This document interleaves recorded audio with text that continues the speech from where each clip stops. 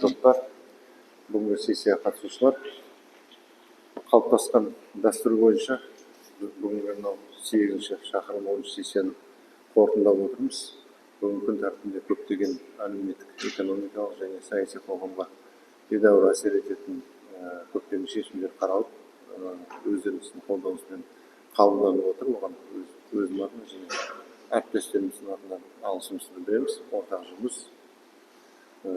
Алдыда әлі өте көп жұмыстар атқару керек, жұмыс жасаймыз.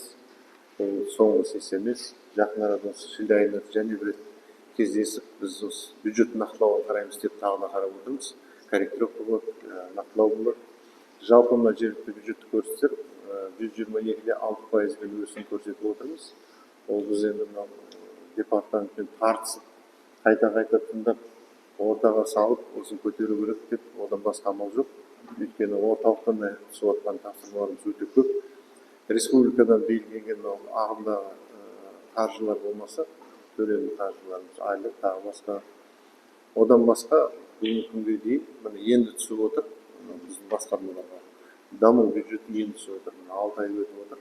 Сонда былай қарағанда енді жарты жыл бізде даму бюджеті болмай, тек жергілікті бюджеттен ғана қолдап келіп отырмыз. Бірақ дегенмен де ондай тапшы болса да, қаржы дегенмен де біз жұмысымызды жалғастыру керекпіз.